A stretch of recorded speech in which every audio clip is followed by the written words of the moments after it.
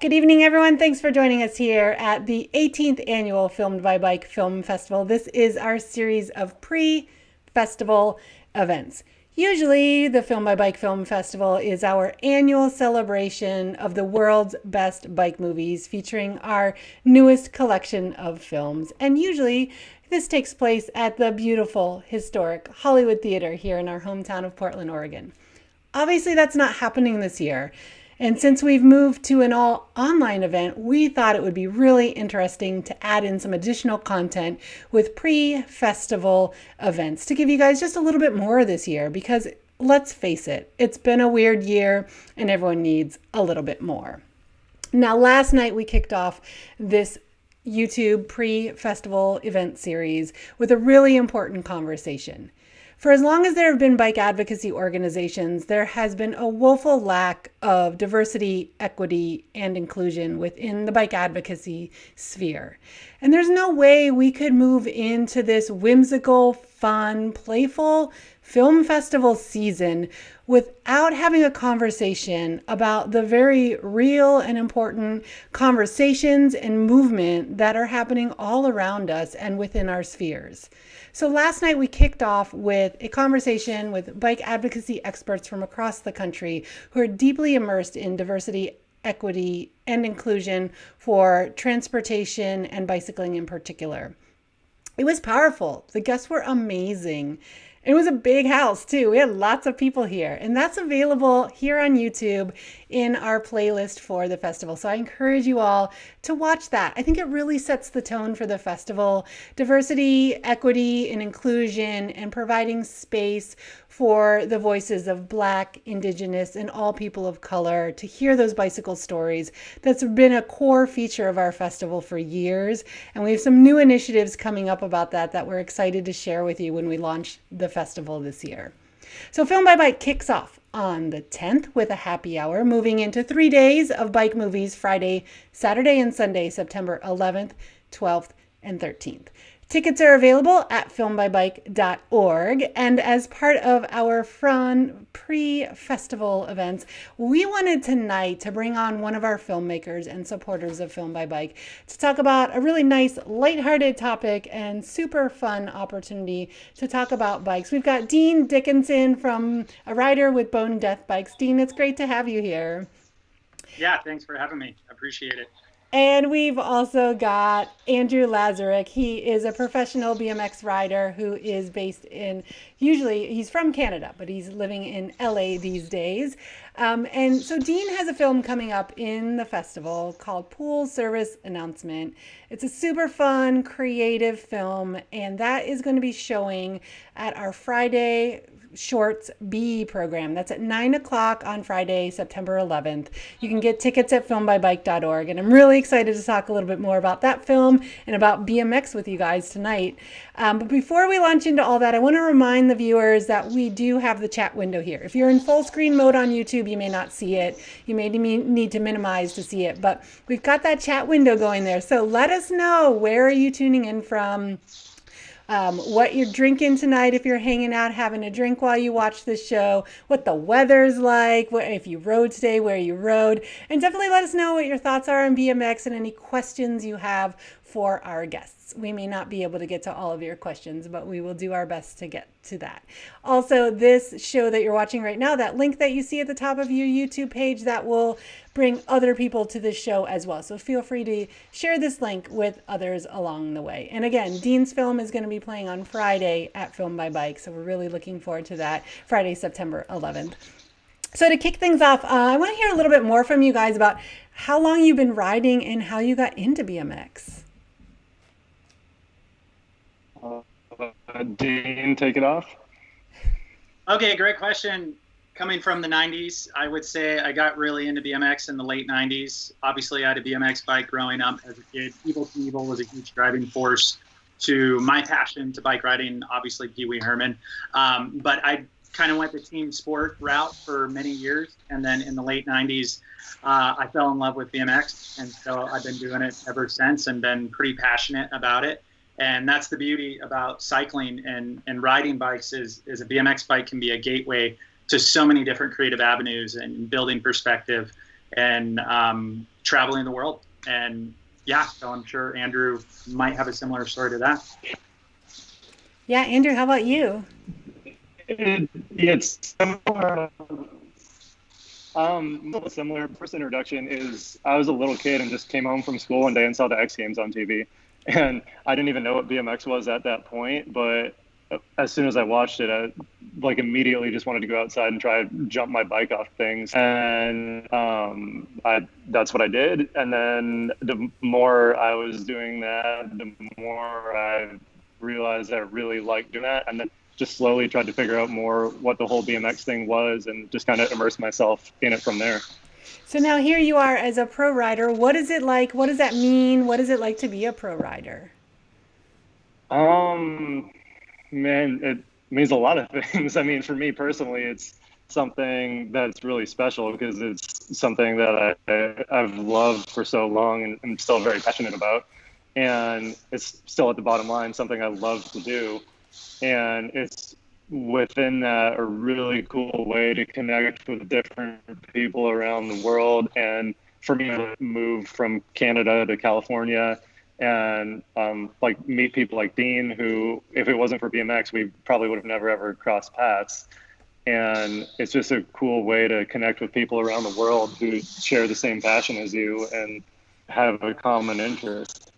So yeah, I am curious. How did you guys meet? I mean, you guys live in different places, vastly different places. Well, now Yeah, LA, not so different from Portland, but you guys live for in different sure. areas, and it's a big world out there. How did you guys wind up meeting? Yeah, so I guess my understanding, Andrew might have a different story, but my from what I remember is I was living in Austin, Texas at the time being, and I was driving back to Portland. So I was moving back to Portland to go to school and get my teaching certification. And during that process, I think I got a phone call probably from a mutual friend, and they linked us up. And then we both were very passionate about riding pools. And I knew of Andrew, obviously. He's an incredible rider. And it's such a small, tight-knit community, and he's been riding pools with a lot of mutual friends. So, you know, we just connected the dots, and ever since we've been riding at least a couple times a year. I'll drive down to LA, or him and his buddies will come up here to Portland. That's the beautiful Yeah, thing about bike riding is we travel. We are seeking out, you know, the next wave, and it's pretty awesome. Yeah, fill in the blanks, Andrew, if I got any of that wrong.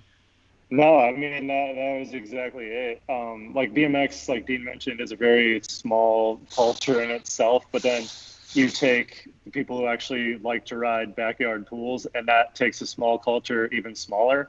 So, like Dean said, I also knew of him and knew that he liked to ride pools also. And yeah, like he mentioned, he was going from Austin through California at the time. So it just made sense to meet up. And then we did. We rode a couple pools around the LA area and then have just been connected ever since. And like he said, we always make a point to meet up a couple times a year and try to find some new pools. I love that aspect that you travel so much. You know, Dean, I follow you on the socials, and I see when you're like out on adventures and whatnot. It always just like looks so much fun to be in different areas. And I'm curious to know what that scene is like. Like, how are you meeting these folks? Like, where are you going? And is it just friends that you've already known, or is there a scene that you're tapping into to find these other places to go ride and explore? Yeah, I think kind of all of the above for the most part. So I obviously work seasonally. I'm a photography teacher at Fort Vancouver High School Center for International Studies. This is my 5th year. And on the weekends, I'm constantly seeking out Google Maps. I'm Cool. looking for pools. And even if we have snow or if we have harsh winters, I'm still on the apps, texting friends, letting them know I might be coming through during spring break, winter break, Thanksgiving break, summer break. And so it gives me a lot of time to pre-production some of these trips. And so, yeah, I spend a lot of my time, my off time, I should say, navigating in pre-production, just like you would in film production or Yeah. construction or anything else. And I do enjoy the seasons. I do enjoy that aspect because the anticipation that builds up. And Andrew and I will be texting back and forth about a pool that they're riding and be like, oh, I hope it's still going when I come through. I'll buy you guys a round of beers or whatever it is to make it worth your guys' time. And it's exciting. It's exciting to connect with people. And like you said, it's such a small, tight-knit community. Through, social media has obviously opened up a lot of doors for us to communicate. Obviously, people have their own perspective, and it's kind of crazy nowadays, but it is a great avenue to connect with riders and use it in a positive sense. And that has been really exciting. And a lot of ways we'll just meet friends of friends, and then that leads to sometimes international travel or on the coast, or it's great. So I'm curious to know, like, as you're chasing these pools, are there moments when you're like, that pool could go away? Like, that's some old area, it's going to get developed. Is the rush on to go and grab it while you can? 100%. Like, actually, Dean's last trip to California just a couple weeks ago, we rode 2 pools that they might actually be demolished right now as we speak, because the whole neighborhood they were in was in the process of getting bulldozed, and the houses that had the pools that we rode at hadn't been touched yet, obviously, but the whole other side of the street was completely flattened. So it was only a matter of days or maybe weeks until those ones were gone too. So yeah, that's definitely a big factor. Thank you. So we've got Andrew on the chat, and he's got some really great questions for you guys. He's wondering if you guys ever go back and revisit old pools, see if they're still out there, and you're like, they're still like scratching that itch. You want to go back and check them out again. Yeah, to kind of tap into that, a great story. So I grew up in Vancouver, Washington, just outside of Portland, Oregon. I live here in Portland now for a number of years. But growing up, there was a pool that my parents used to swim at, and the people who lived there were the Dr. Fishers. And so they had this big, massive house and mansion.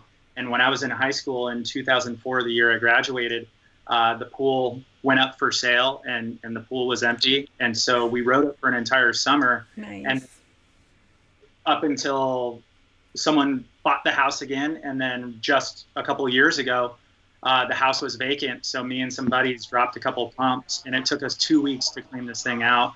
And Andrew was able to come up and ride it with us, and that was with Jason Enns and Rooftop, other awesome, incredible pro pool rider guys. And it's pretty nice to kind of come back to pools. It doesn't happen very often, especially with just real estate and the housing market. But there are some pools that I've ridden that have been going since the 70s, Buena Vista and Santa Cruz, the Sea Bowl in Boston, the Gonzales pool that got torn out about 10 years ago. But it's pretty crazy to come back to pools and be like, oh, wow, I'm a totally different person now, or I'm a totally different person. And my perspective's better or worse. Sometimes you do tricks throughout the years. Totally. Well, and there's Nude Bowl too, which was around in the 80s, 90s, and then got buried and dug out again. And I think, Dean, you were one of the first bike riders who rode it when it got dug out, right? Yeah, me and Jason Enns, Keith Mulligan. Long story short, I saw a photo that leaked online through social media, and the pool hadn't been going for maybe a decade or two. And a photo leaked. I reached out to a couple of friends. They were actually there during the session. They pulled all the photos from social media, and I might have been one of the only people that actually saw it. I'm not going to drop any names, but so anyway, I booked a plane ticket, and I was living in Austin during the time, and we went and rode the pool, and it was an incredible experience because it's one of the most famous pools in the world.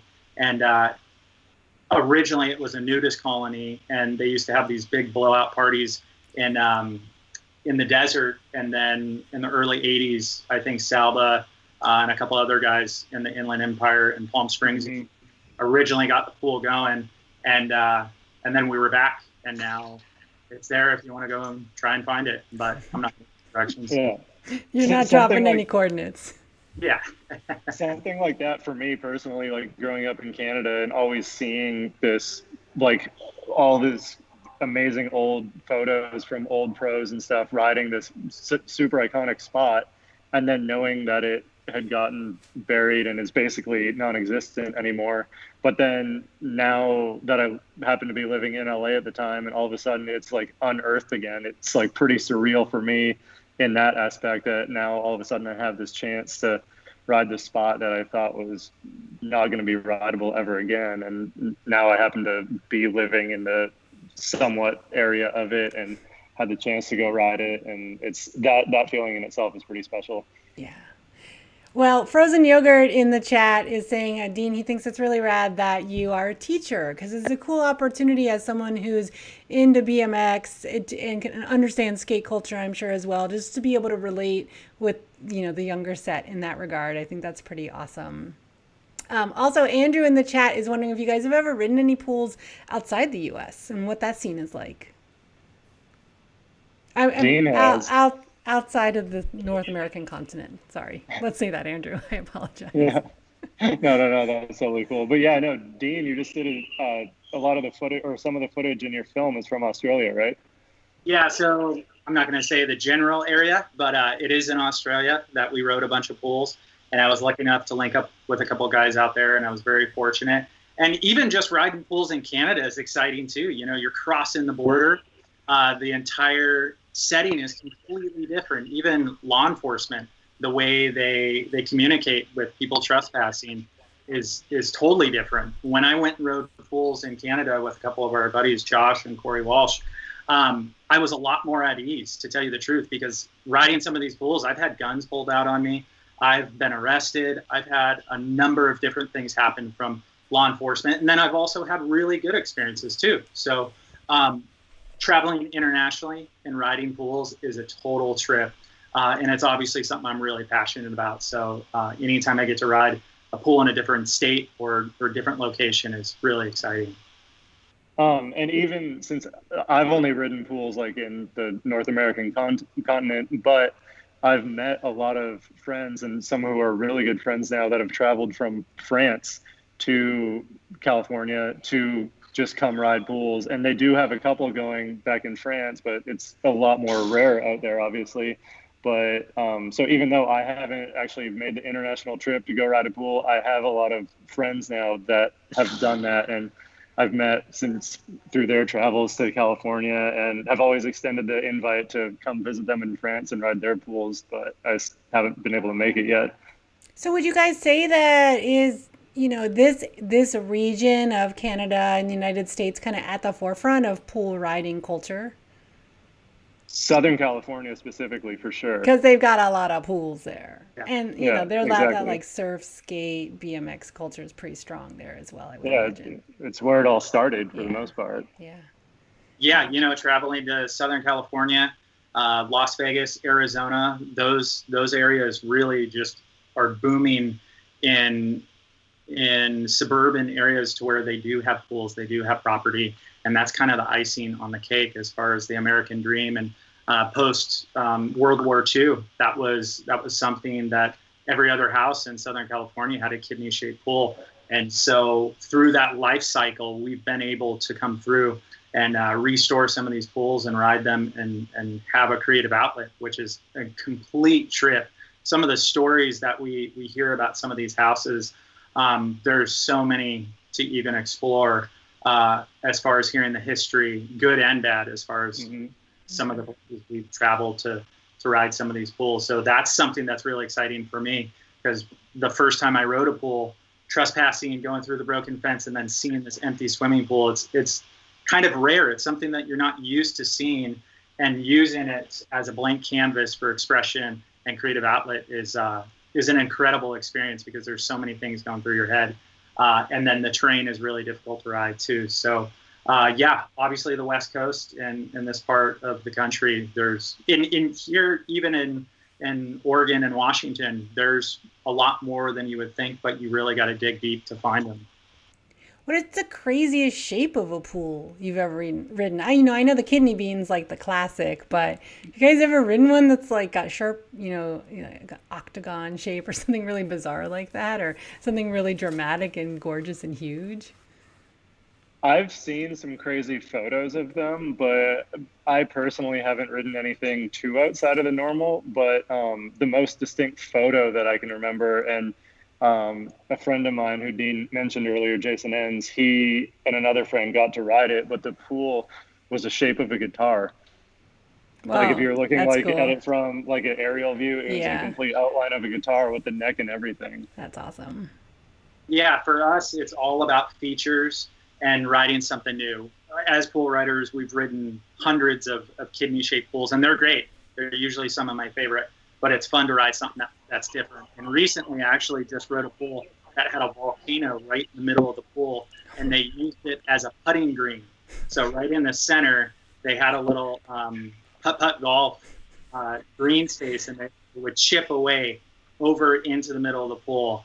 And that was a total trip. I That's a haven't trip. done anything as far as photos with that one. But yeah, riding indoor pools is always crazy. I haven't ridden a rooftop pool yet. That's something I really want to try and find. Or something on a boat or a cruise ship would be really cool too. Yeah, that's awesome. So, folks, we're talking to Andrew Lazarick and Dean Dickinson. They are BMX riders with lots of experience riding pools, and we're here to celebrate that Dean's Film Pool Service announcement will be at the 18th Annual Film by Bike Film Festival. It's in the program called Friday Shorts B, and that is at 9 p.m. on September 11th of the festival. We've got the chat window going and lots of great questions and comments filtering in there, so you can join the chat and ask any questions of our guests as well, and we will try and get to those during the program. Now, I know it's no fun to give away like all the secrets, but I am curious to know from you guys a little overview of what that process is like when you're actually getting into the pools, and I'm also curious to know what it's like to clean them up, because you mentioned earlier, Dean, sometimes it takes 2 weeks to get a pool ready to ride. Like that, to me, that's dedication. But I'm also curious what 100%. that process is like of getting in there, and all the things you might have to deal with, without giving away too many of the fun secrets that people should experience for themselves.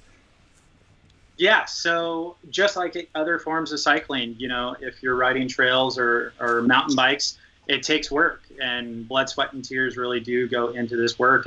And a lot of what we do is pre-production, and that's seeking out areas that do have pools, or if they're bulldozing a bunch of old dairy farms, and a lot of those farmhouses have pools, so we'll go and seek out those areas. So a lot of times we have to follow up on the news or friends or just Google Maps, real estate websites, just to see what could potentially open up. And then as far as getting in, even just getting in the backyard can be tricky. You go through a neighborhood and there's neighborhood watch signs, and there's people out mowing their lawn, and especially with COVID, this summer, I obviously got out a bit, but during that process, people are at home. And so a lot more than general. And obviously, we're not doing anything that would necessarily put anyone at harm. But I feel like the world, in a nutshell, is a little bit a little uneasy as far as what's going on right now.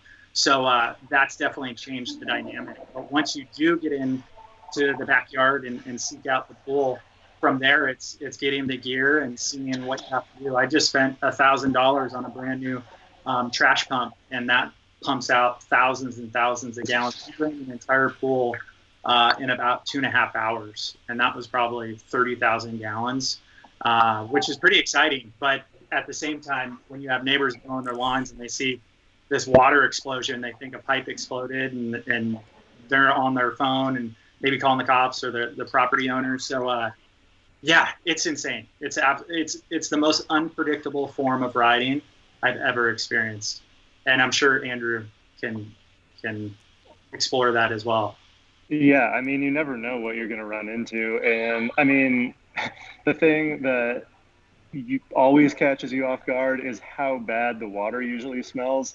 I mean, for a number of reasons, because it's been sitting there forever. But there's this one pool in particular that I can think of that was on an old dairy farm, and I don't even know what could have possibly died in that water that made it smell that bad. But this was one.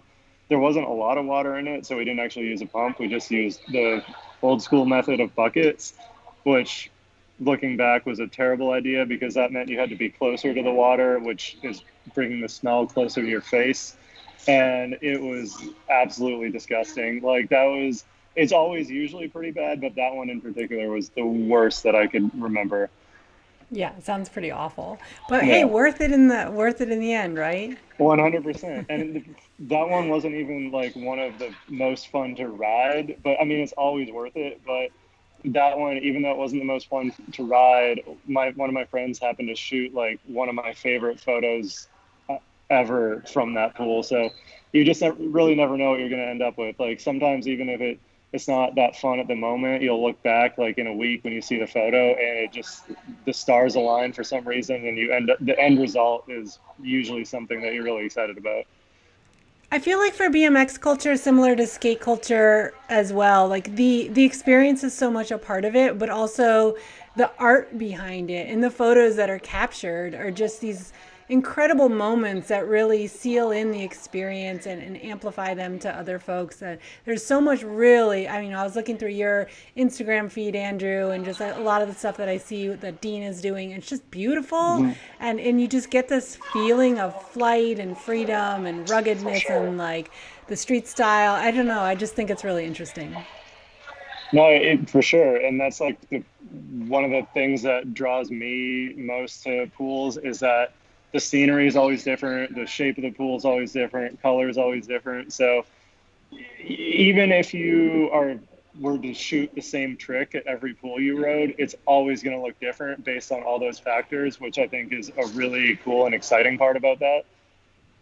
Yeah. So Dean, tell us a little bit about your film Pool Service Announcement that is showing at the 18th Annual Film by Bike. What can they expect when seeing your film? And tell us a little bit about the previous films that you've made as well.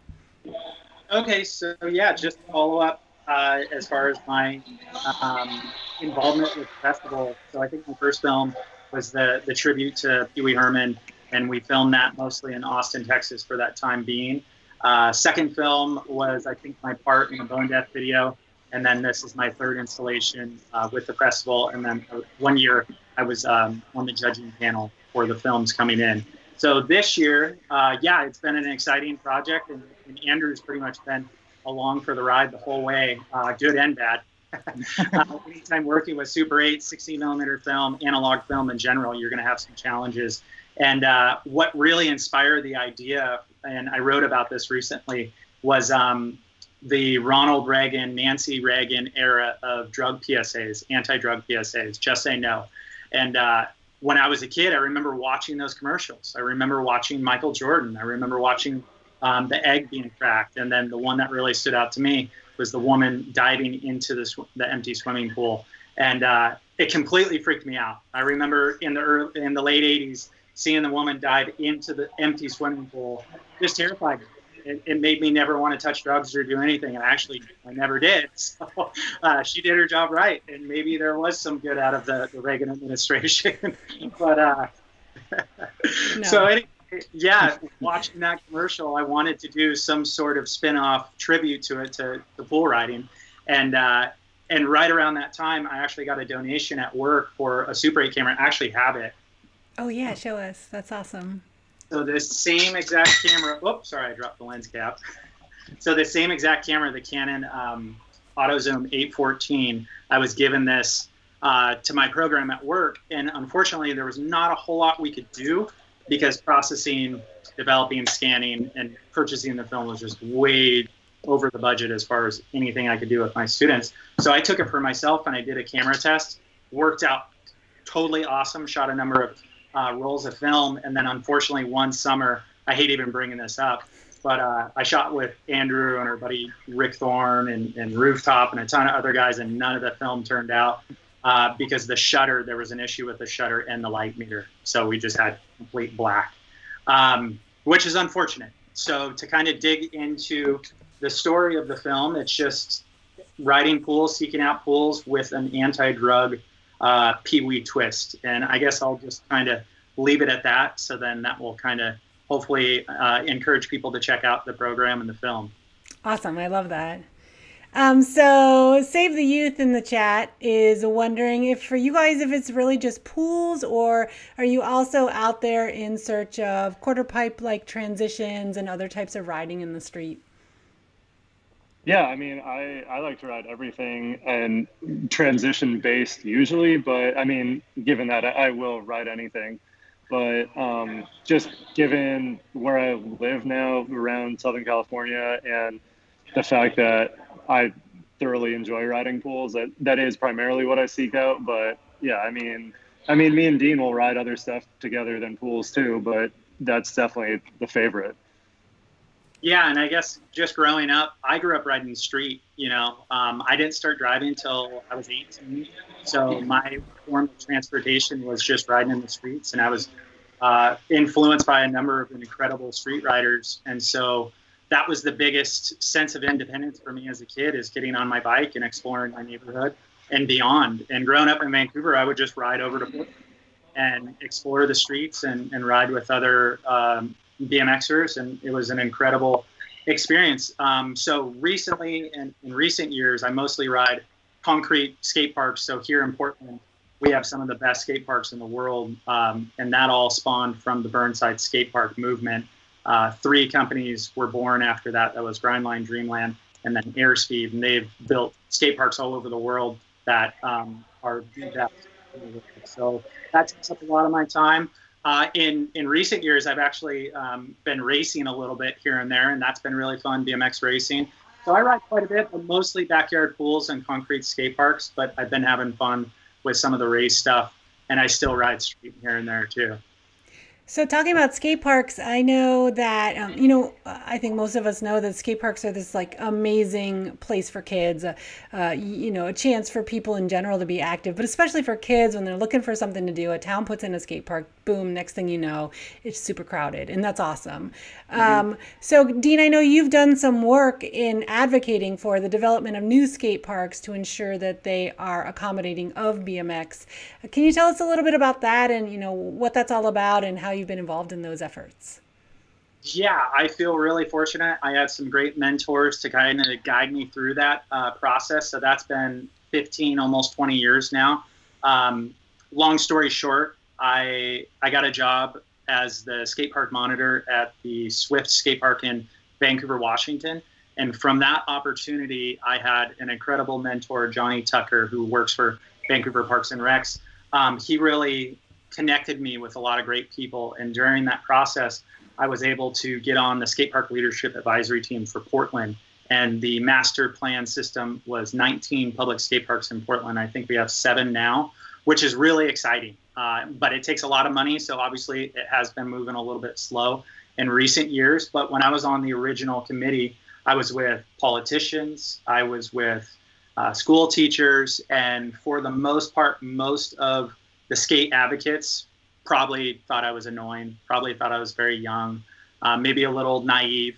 But I think my persistence really did show with the city, and I built some great relationships. And in the process, they really didn't want to allow bikes. They did it in an incredible way as far as their system and their structure, and it makes a lot of sense.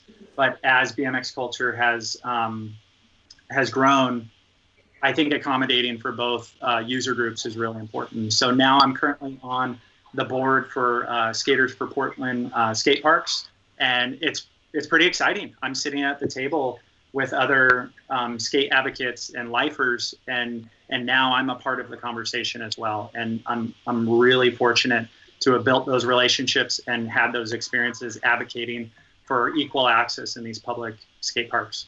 Yeah, I think that's so great that you're involved in all that. That's awesome.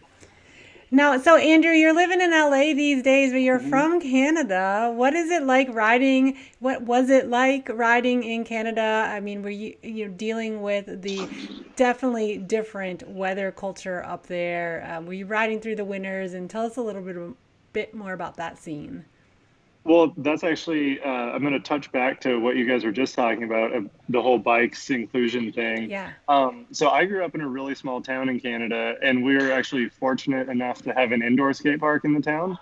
So that definitely made the winters a lot easier. But prior to me getting so heavily involved in BMX, I grew up skiing and snowboarding in the winter months. So that was kind of my schedule. I'd ride my bike in the summer and then ski or snowboard in the winter. But then the more I got really into BMX, the skiing and snowboarding just kind of faded away since we had the indoor park and I was able to do that all year.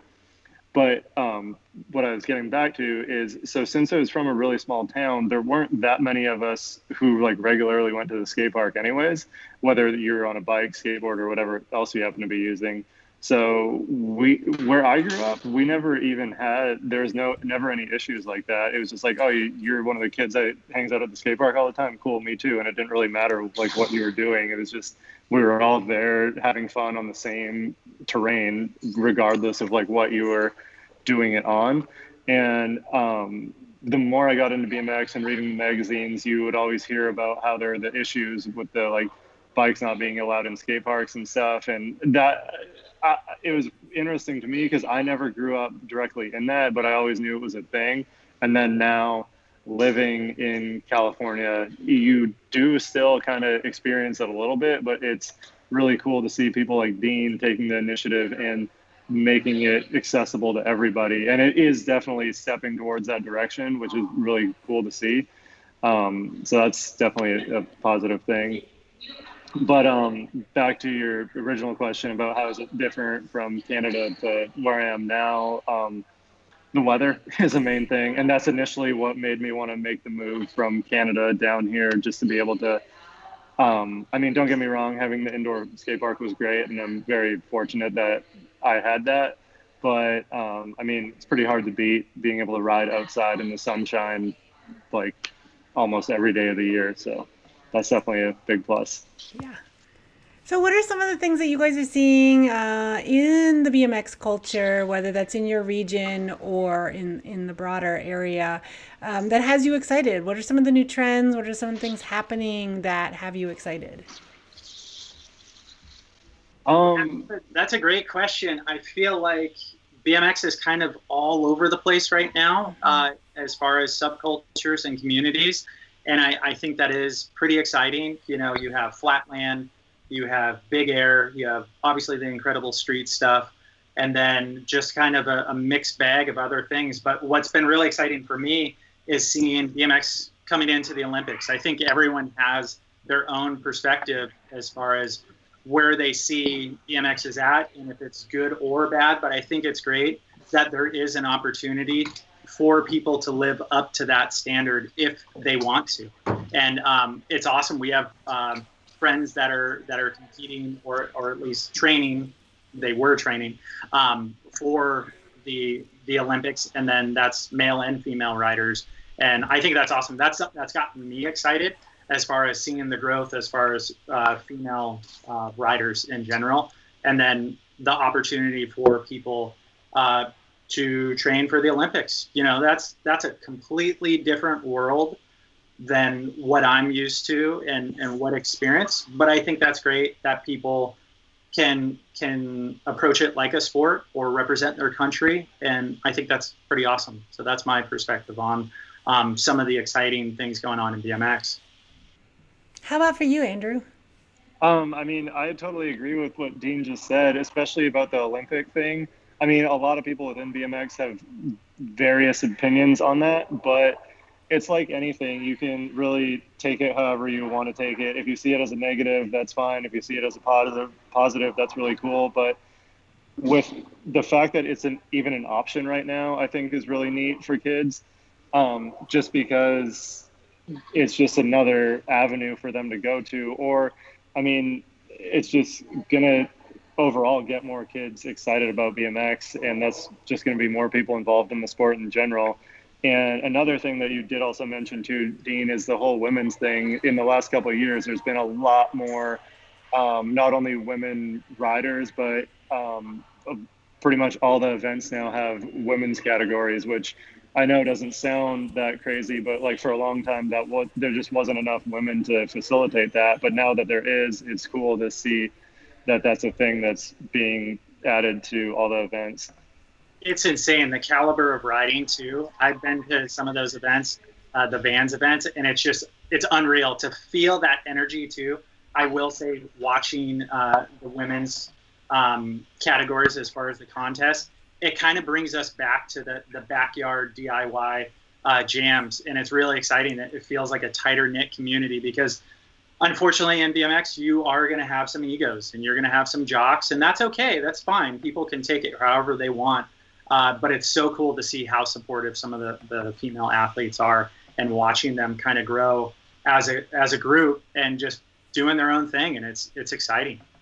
We've got a great film that we're showing in this year's festival called Ride Like a Girl, and it's some super skilled BMX riders who lead clinics for young girls to totally shred at an indoor park, and it's awesome. And one of the women in the film was featured in Burrito and the Lightning Bolt, a film that we showed years ago about BMX riders who also love to ride motorcycles. So it was fun to see, 18 years of Film by Bike, we're seeing some repeat subjects on a totally different film by a totally different filmmaker. So for me, that continuity was really awesome. I was like, hey, we know that person. I have stared at her face on screen many times. But it is really cool to see. I think for women in general, we're not taught to explore our bodies physically in terms of sport as readily as men are. Just lifting your leg over a bicycle seat for a lot of women just feels weird, and it is not natural.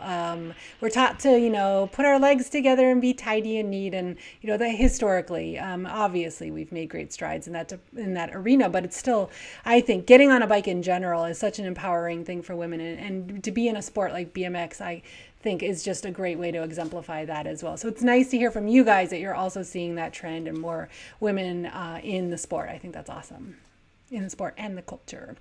So you guys have both been at this for quite a while. Andrew in the chat is wondering if you guys still feel the stoke. Like, do you still go out and ride a pool and get that same rush that you've gotten other times in the past? Does it ever get old? Well, the thing about riding pools specifically is because they are all new. I mean, unless, like we mentioned before, there are some that you do revisit. But I mean, for me, that excitement of getting to ride something that you've never ridden before, or maybe that no one else has ever ridden, like that is still very exciting to me, and still something I very much want to seek out.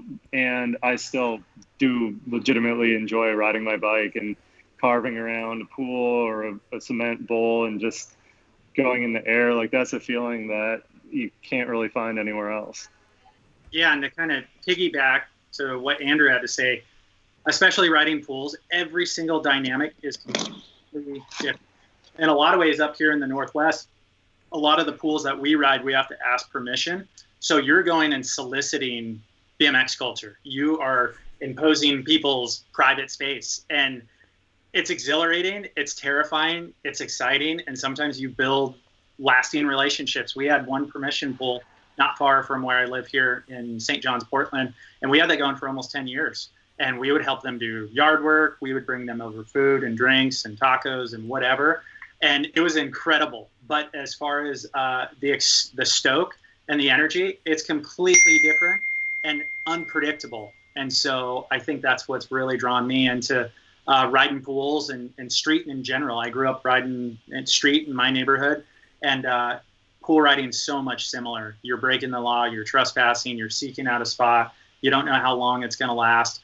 And you meet people along the way, and sometimes cleaning out nasty pools is a lasting impression and experience that you have with someone. And just being, knee deep in the nastiest, pool sludge you could ever imagine, where there's syringes, human feces, cow pies, you name it, we've seen it, and it's pretty awesome. And every experience is completely new and different. So we're constantly adapting and seeking out the next wave and the next pool. Oh, that's awesome. So folks, we're talking with Andrew Lazarick, a pro BMX rider based in LA, originally from Canada, as well as Dean Dickinson, a former Film by Bike jury member, a filmmaker, and an instructor as well. And Dean has a film in this year's festival at the Friday Program B. That's going to air at 9 o'clock live on YouTube next Friday, the 12th. The 11th. You can watch things live or later, so you can always tune in later if you aren't able to catch that show live. Tickets are available at filmedbybike.org for the 18th annual Film by Bike. And before we part ways, I'm wondering if you guys have any last things you want to talk about, any last words of wisdom, or things you would say to folks who are curious about BMX culture, or some of your favorite moments when you've been out there riding pools. I don't know. The only thing I would say is, if you're interested in it, please get out and try it. If you have any interest in, I'd say start by checking out Dean's film and see. That's a pretty good introduction to riding pools. And yeah, just go from there. I mean, if you are already riding a bike and like doing that type of thing, try going to a skate park, carve around a little bit. It's fun, be something new. You'll definitely meet some cool people. And for me, it's just been such a great way to see new places, meet new people, and just get to enjoy new things. Yeah, and just like other bicycle cultures, a bicycle is a gateway to meet so many other people and explore and find yourself and find creative avenues and be expressive, be rebellious, be political, be whatever you want. And that's what's so awesome about bike culture in general, is you're given this sense of independence. And I think the wheels start to turn once you gravitate towards any direction that you may go. And that might be downhill mountain biking, that could be BMX, that could be trials, that could be road bikes, all the above. But as far as seeking out empty pools, you know, it takes blood, sweat, and tears. And it's probably the least glorified form of riding, because you're riding with maybe 2 to 3 guys tops as you're seeking out these pools. And sometimes you have no time to take a picture. It's not like you get to say, oh, hey, get a photo of me holding this bucket and we're going to walk in. No, you got to get in, you got to go. And you're in the moment. And that's the most beautiful thing about pool riding, I think, is you're 110% in the moment. There's no tomorrow, it's now. And if it's something you're interested in, you know, seek it out. Have love will travel. Yeah, that's awesome. So folks, we've got some information on our guests down below in the show notes. Check that out. Follow them on Instagram and see more of what they're up to. Dean Dickinson, it was so great to have you on the program. I appreciate all your support of Film by Bike. And also, Andrew, great to have you. Great to meet you and have you on the program as well. I'm really looking forward to showing your film, Dean, at the festival this year. It's going to be so awesome to see it. So thanks so much, you guys, for joining us tonight and sharing your time with us. It's been great to have you here. Of course, thanks for having us. So the 18th Annual Film by Bike Film Festival is coming up the 10th through the 13th of September live here on YouTube. You can watch live or later. We encourage you to buy tickets at filmedbybike.org. We've got a whole series of events coming up as pre-festival events to get you excited for Film by Bike here on YouTube. So spread the word. Make sure you subscribe to our channel if you like what we're doing. You'll get notified when we have other events coming up. And check out the 18th Annual Filmed by Bike playlist here on YouTube, where you'll see all the other pre-festival interviews and activities that we have coming up. So until next time, make it a great day, and we look forward to seeing you guys then. Thanks.